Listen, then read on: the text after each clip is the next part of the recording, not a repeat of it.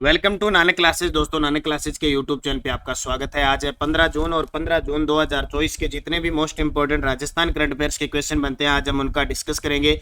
पूरा वीडियो ध्यान से देखना और लास्ट में मैं आपसे क्वेश्चन पूछूंगा जिनके जवाब आपको कमेंट बॉक्स में देने हैं। आज हम पढ़ेंगे 4 से 15 जून यानी 14 से 15 जून 2024 को माउंट आबू में ग्रीष्म महोत्सव का आयोजन। मछलियों और केंचुओं की मृत्यु के कारण चर्चा में रहा लाखाबास बांध और देश के शीर्ष मीथेन हॉटस्पॉट में राजस्थान के कौन से स्थान शामिल है, इनकी पूरी चर्चा इस वीडियो के माध्यम से करेंगे। डेली इस समय आपको एक क्लास मिलती है, संडे के दिन वीकली और फिर मंथली क्लास मिलती है। तो करें स्टार्ट आज की इस महत्वपूर्ण कड़ी की क्लास। सबसे पहले आज का मोटिवेशनल स्पीच। मुश्किल नहीं कुछ दुनिया में, तू जरा हिम्मत तो कर, ख्वाब बदलेंगे हकीकत में, तू जरा कोशिश तो कर। और हम कहते हैं ना कि कोशिश करने वालों की कभी हार नहीं होती। और वास्तव में अगर सच्चे मन से मेहनत करता है, खुद पे आत्मविश्वास रखता है, ईश्वर पर विश्वास रखता है और लगातार कोशिश करता जाता है तो उसे सफलता मिलती है, ये निश्चित है। तो करें स्टार्ट आज की क्लास। सबसे पहले कल के क्वेश्चनों को पढ़ते हैं। कल हमने पढ़ा राजस्थान एसडीजी इंडेक्स 5.0 2024 में कौन सा जिला प्रथम स्थान पे रहा? झुंझुनू। जबकि अंतिम स्थान पे रहा जैसलमेर।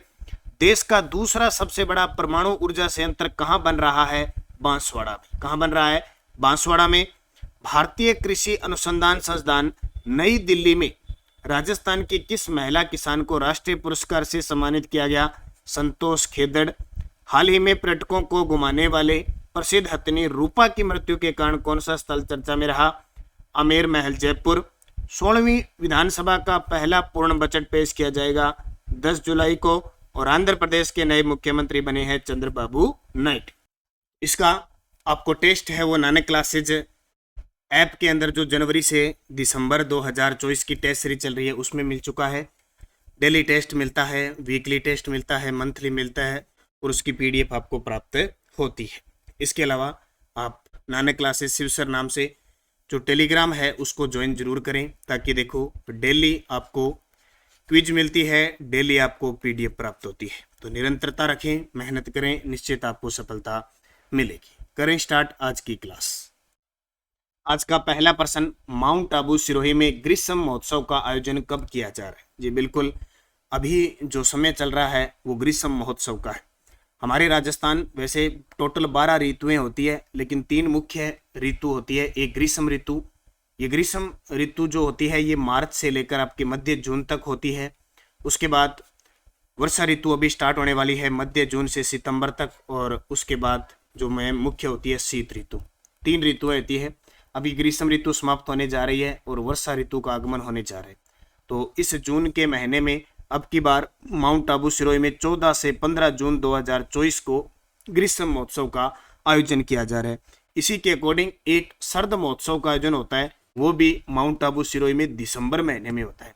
यानी गर्मी में ग्रीष्म महोत्सव और सर्दी में सर्द महोत्सव होता है। सर्द महोत्सव दिसंबर में होता है और ग्रीष्म महोत्सव जून के महीने में और फिक्स लगभग तारीख होती है 14 से 15 जून 2024 को माउंट आबू सिरोही के अंदर आयोजित किया जाता है।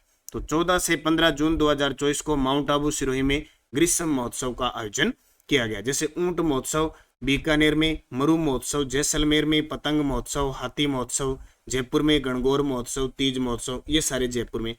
थार महोत्सव और बैलून महोत्सव बाड़मेर के अंदर आयोजित किए जाते हैं।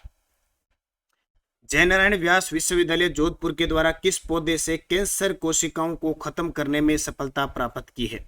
देखो, आपको ये पता है कि कैंसर जो होती है वो कोशिकाएं होती है, गांठें बन जाती है और इतना खतरनाक रोग होता है कि एक बार लग जाता है बड़ी मुश्किल से पीछा बहुत ही कम छुड़ाया जाता है, कुछ समय के लिए छुड़ाया जा सकता है, उसके बाद इसका कोई इलाज बहुत मुश्किल है, यानी कहने का मतलब आम आदमी के लिए।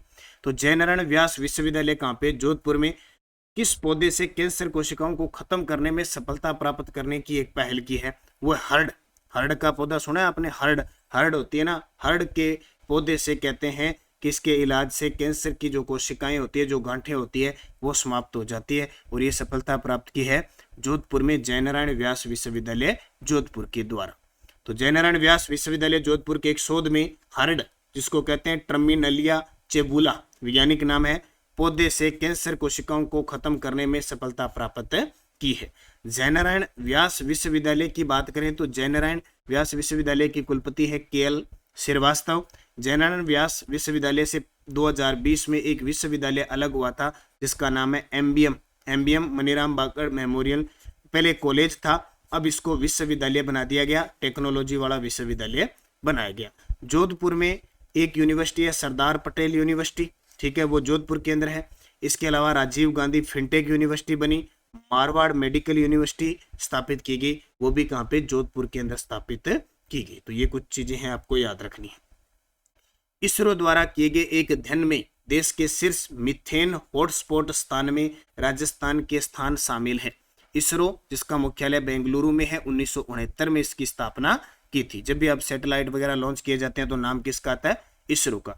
तो इसरो द्वारा एक अध्ययन किया गया है कि देश के शीर्ष मीथेन हॉटस्पॉट जो स्थान है, यानी 20 से 25 स्थानों को शामिल किया गया है, उसमें राजस्थान के कौन से स्थान शामिल है, तो जैसलमेर शामिल है, बाड़मेर शामिल है, चिड़ावा झुंझुनू शामिल है और तारानगर चूरू शामिल है। तो A व B दोनों हो जाएंगे। क्या है ये देखिए, भारतीय अंतरिक्ष अनुसंधान संगठन इसरो की ओर से पिछले दिनों किए गए एक अध्ययन में इसका खुलासा हुआ है कि बाड़मेर, जैसलमेर, तारानगर, चिड़ावा के लैंडफिल स्थल देश के शीर्ष 22 मीथेन हॉटस्पॉट्स में पाए गए हैं।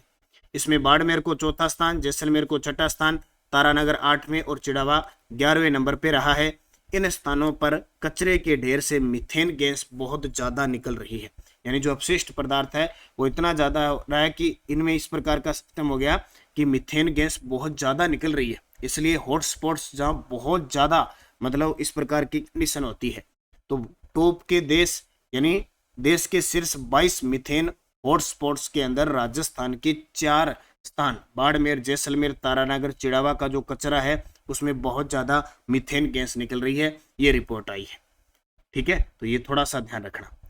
अगला प्रश्न, हाल ही में मछलियों और केंचुओं की मृत्यु के कारण चर्चा में रहा लाखावास बांध किस जिले में है। देखो, केंचुआ और पक्षी, बहुत सारे केंचुए मारे गए और सैकड़ों पक्षी, क्योंकि हो सकता है उसका पानी किसी भी प्रकार से प्रदूषित हो गया है, काला पानी या इसी प्रकार का कोई केमिकल के बार बन जाता है, उस कारण हो जाता है। जैसे एक बार याद होगा 2019 में सांबर झील के अंदर बैक्टूजम नाम की बैक्टीरिया फैल गया था, बहुत सारे प्रवासी पक्षी मारे गए थे हजारों में। तो मछलियों और केंचुओं की मृत्यु के कारण, अब हमने नाम बहुत कम सुना है, जयपुर वालों ने सुना होगा, बहुत कम सुना है कि लाखावास बांध कहाँ पे है, जयपुर के अंदर। तो जयपुर में सील की डूंगरी लाखावास बांध इस समय जलीय जीवों के लिए काल बना हुआ है। पानी में घुलते सीवर और केमिकल के चलते एक ही दिन में 4 कछुए, सैकड़ों बड़ी मछलियां मरी गई है।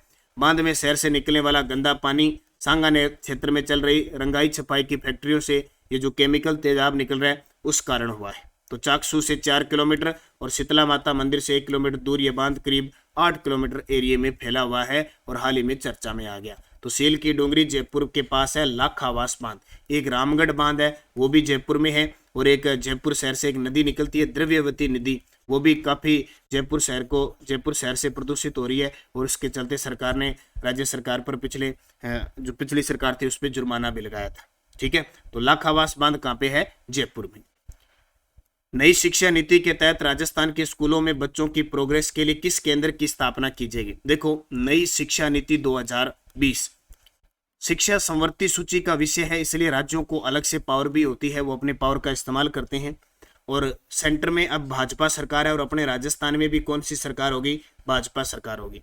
इतने दिन अपनी शिक्षा नीति लागू नहीं होती, अब तक लगभग 7 राज्यों ने नई शिक्षा को अपना लिया है, नई शिक्षा नीति है उसको अपना लिया है, और अब उम्मीद है कि राजस्थान भी इस पे काम करना शुरू कर लिया है। तो राजस्थान के स्कूलों में बच्चों की प्रोग्रेस के लिए किस केंद्र की स्थापना की जाएगी, विद्या समीक्षा, किसकी, विद्या समीक्षा की स्थापना की जाएगी। तो नई शिक्षा नीति के साथ राजस्थान के स्कूलों के सभी बच्चों की प्रोग्रेस पर नजर रखते हुए विद्या समीक्षा केंद्र की स्थापना की जाएगी। प्रदेश भर में विद्या समीक्षा केंद्र की स्थापना होगी। शुरुआत 6 महीने में होगी। फिर सरकारी स्कूलों के हर बच्चे पर विभाग और सरकार की सीधी नजर रहेगी। स्कूलों में कितने बच्चे हैं, इनकी ग्रोथ कितनी है, ये कैसे पढ़ते हैं, बच्चा घर में पढ़ता है या नहीं पढ़ता, यहाँ तक कि घर के माहौल पर भी विशेष ध्यान दिया जाएगा। नई शिक्षा नीति 7 राज्यों में पहले से लागू है, अब राजस्थान में तैयारी हो चुकी है। तो ये विद्या समीक्षा केंद्र खोलेंगे, स्पेशल विभाग बन जाएगा, इसमें बच्चे पर विशेष फोकस रखेंगे। क्योंकि सीधी सी बात है, वर्तमान में शिक्षा बालक केंद्रित शिक्षा है, बालक केंद्रित शिक्षा है, तो हर प्रकार की बच्चे पर ध्यान रखा जाएगा। तो उसके लिए क्या खोला जाएगा? विद्या समीक्षा केंद्र। ये याद रखना। टेलीग्राम ज्वाइन कर लेना, नानक क्लासेस शिव सर, ताकि वीडियो की डिस्क्रिप्शन में लिंक है, आप वहां से ज्वाइन करना, ताकि आपके पास कोई भी सूचना वगैरह कोई भी आ जाए। जैसे अभी 3rd ग्रेड शिक्षक भर्ती के लिए महिलाओं को 50% सरकार कह रही है कि हम पूरा 50% कर देंगे, यानी 100 भर्ती निकालेंगे तो 50 महिला लगेगी और 50 पुरुष लगेगी। तो ये एक निर्णय आया है। सूचना सहायक है, उसमें पद है वो बढ़ा दिए गए हैं, और भी आरपीएससी में पिछले 3 साल का आधार कार्ड मान्य होगा वगैरह सारी चीजें हैं, वो आपको अपडेट टेलीग्राम पे मिलती रहती है। तो ज्वाइन कर लो, ताकि हर एक चीज से आपका कोई भी काम है, कोई भी चीज है, आपके काम आ जाए। पिछले वीडियो का क्वेश्चन था, अर्जुन पुरस्कार से सम्मानित दिव्य कीर्ति सिंह का संबंध घुड़सवारी से है। आप ये सभी विद्यार्थियों ने बहुत शानदार जवाब दिया था। अब आपके लिए क्वेश्चन जिसका जवाब कॉमेंट में देना है। राजस्थान SDG इंडेक्स 5.0 2024 कौन सा जिला प्रथम स्थान पे रहा? राजस्थान SDG इंडेक्स 5.0 झुंझुनू रहा, नागौर रहा, सीकर रहा या जालोर रहा? यस्टरडे डोज क्या थी? किस अनुच्छेद में राज्यपाल की शपथ का प्रारूप दिया गया है? किस अनुच्छेद में राज्यपाल की शपथ का प्रारूप? अनुच्छेद 159। अजमेर राज्य के प्रथम मुख्यमंत्री हरिभाऊ उपाध्याय। राजस्थान के प्रथम लोकायुक्त ID दुआ। जिला न्यायाधीश की नियुक्ति राज्यपाल करता है और सुमित्रा सिंह। राजस्थान राज्य की पहली महिला विधानसभा अध्यक्ष कौन सी विधानसभा में बनी? 12वीं में। ये सारे प्रश्न CAT के पेपर में आए हुए हैं।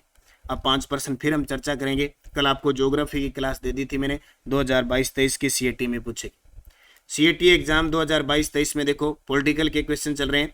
किस समिति की सिफारिश पर 1958 में राजस्थान उच्च न्यायालय की जयपुर बेंच को समाप्त किया गया था? राज्यों के निर्वाचन आयोग विधानसभा सदस्यों की अयोग्यता के संबंध में किसे अपना परामर्श देते हैं? पंचायती राज संस्थाओं के लिए दलीय निर्वाचन की अनुशंसा किस समिति ने की थी? राजस्थान में लोकायुक्त का पद कब सर्जित हुआ था? और राज्य मानवाधिकार आयोग अपना वार्षिक प्रतिवेदन किसे प्रस्तुत करता है? पांचों के जवाब कमेंट में देना है। जाते जाते वीडियो को लाइक शेयर कर देना, और सभी प्यारे साथियों को बता देता हूं मैं, जल्द ही शिक्षक भर्तियां आने वाली है, चाहे वो रीट की हो, चाहे 2nd ग्रेड हो, चाहे 1st ग्रेड हो, चाहे कॉलेज लेक्चरर।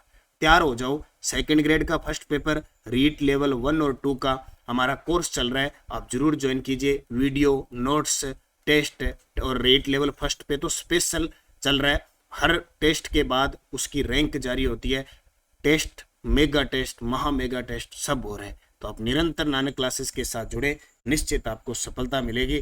चाहे टेस्ट सीरीज है, चाहे वीडियो कोर्स है, कोई भी ले, निरंतर मेहनत करें, आपको सफलता मिलेगी। धन्यवाद। जय हिंद, जय भारत, जय राजस्थान।